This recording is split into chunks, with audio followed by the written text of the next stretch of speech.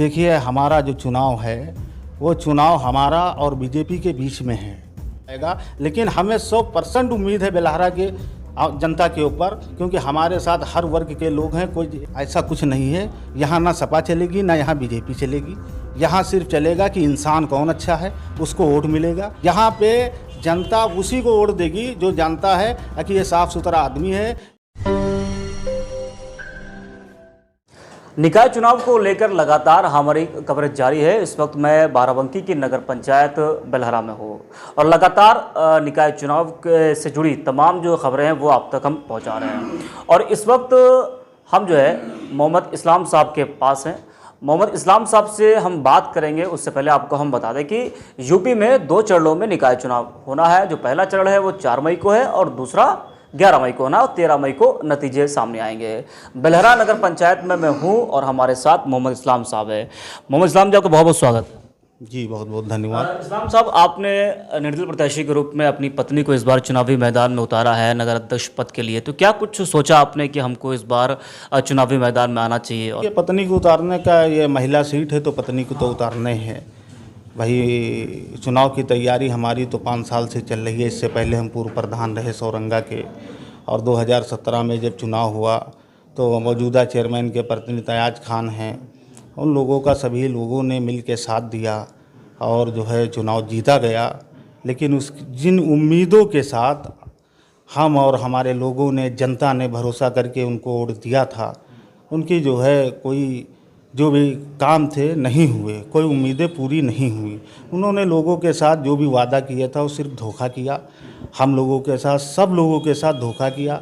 और कहीं के ऊपर आप चल के देख लीजिए, हमारे ग्राम सौरंगा में ना कहीं नाली बनी है, ना कहीं कोई इंटरलॉकिंग है। जो भी विकास काम हुआ है उनके घर के आसपास, और जो उनके बहुत चहेते लोग थे, जो उनकी आगे पीछे चलने वाले, बस उन्हीं लोगों का विकास और काम हुआ है, बाकी कोई काम नहीं हुआ है।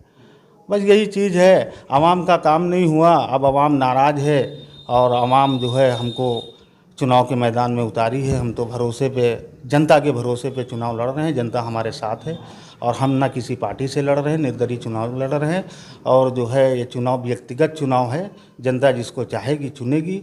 तमाम बातें आपने बताई, तमाम कमियां आपने बताई। अगर आपको बेलहरा की जनता इस बार मौका देती है तो जो आपने बताया कि बेलहरा में वो काम नहीं हुआ, जैसा काम होना चाहिए था, जैसा विकास होना चाहिए था, वो नहीं हुआ, अगर यहाँ की जनता आपको मौका देती है तो किस तरीके से आप बेलहरा का विकास करेंगे और अधूरे काम को कैसे पूरा करेंगे?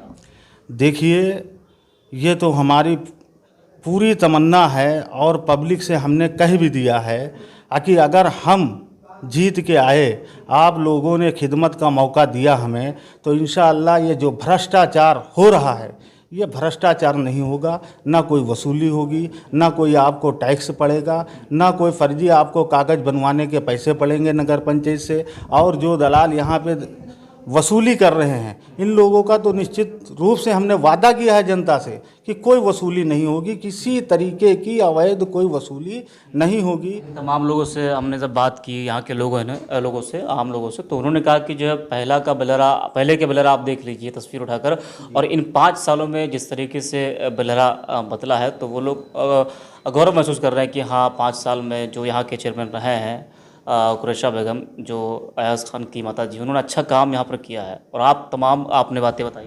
ऐसा है, पहले ये ग्राम पंचायत हुआ करती थी और ग्राम पंचायत की योजनाएं कितनी हैं वो सब आपको मालूम है। कितनी धनराशि ग्राम पंचायत की होती है वो भी आपको मालूम है। कितना पैसा सरकार ग्राम पंचायतों को देती है और नगर पंचायत को कितना देती है वो सब आपको मालूम है। तो ग्राम पंचायत की जो धनराशि थी वो कम आती है और नगर पंचायत की धनराशि कई गुना बढ़ के आती है कि ये शहरी क्षेत्र हो गया है। यहाँ पे ना कोई नाली कच्ची होना चाहिए, ना रोड कच्चा होना चाहिए, ना आवास कच्चा होना चाहिए। तो धनराशि अगर आ रही है तो काम इनको कराना चाहिए, लेकिन धनराशि आ रही है अगर 1 करोड़ रुपये तो काम हो रहा है 10 लाख का, 90 लाख तो इधर उधर गमन हो रहा है, भ्रष्टाचार हो रहा है। इन्होंने सिर्फ लाइटें लगवा दी क्योंकि लाइटों में इनका कमीशन ज़्यादा मिलता है लाइटों में, इसलिए लाइटों का काम कर दिए। लाइट का काम करने से क्या होगा? खाली लाइट ही से आदमी का पेट भरेगा? भाई असल जो घर से निकलता है, रोड पे आता है, उसके आने जाने का, रात बिरात का रास्ता है, वो सही होना चाहिए। नाली खलंजा सही। भ्रष्टाचार की लगातार आपने बात की, तो सरकार तो कह रही कि जो है उन्होंने जो है करप्शन को कम किया है उत्तर प्रदेश में, और एक तरफ जो है जो करप्शन है वो लगातार बढ़ रहा है, तो इसमें दोषी कौन है? देखिए ऐसा है, सबसे बड़ा दोषी तो हम जनता को करार देते हैं कि जनता जानती है हमारे साथ गलत हो रहा है, लेकिन जनता मुंह नहीं खोल रही। इसलिए शायद मुंह जनता नहीं खोल रही है कि गरीब आदमी कोई भी अपनी रोजी रोटी से मतलब रखता है। एक आखिरी सवाल लेंगे कि जो 3 बड़े दल यहाँ पर है, आपके सामने हैं, बीजेपी है, सपा है, बीएसपी है और एक आप हैं जो निर्दलीय प्रत्याशी के रूप में मैदान में है, तो कितनी चुनौतियाँ आपके सामने रहेंगी? और अगर टक्कर की बात की जाए तो आपके टक्कर जो है वो किससे होने वाली है आपके साथ? देखिए हमारा जो चुनाव है वो चुनाव हमारा और बीजेपी के बीच में है। जो हमारी लड़ाई है वो हमारे और बीजेपी के बीच में है। यहाँ पे जो लड़ाई होगी वो हमारी और जो बीजेपी के कैंडिडेट हैं उनसे होगी। अब उसमें कौन जीतता है ये तो ऊपर वाला जाने, आने वाला समय बताएगा। लेकिन हमें 100% उम्मीद है बेलहरा के जनता के ऊपर, क्योंकि हमारे साथ हर वर्ग के लोग हैं। कोई एक विशेष कि मुस्लिम समाज के लोग हों हमारे पास हिंदू मुस्लिम पूरे लोग हमारा साथ दे रहे हैं। सभी लोगों ने मिलकर यह तय किया है कि इस बार इनको हम लड़ाएंगे।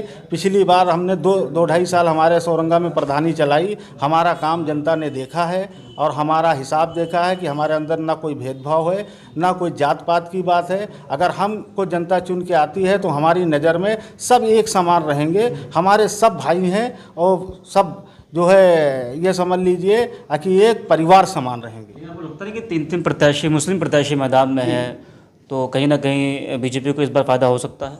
ऐसा कुछ नहीं है। यहाँ ना सपा चलेगी ना यहाँ बीजेपी चलेगी।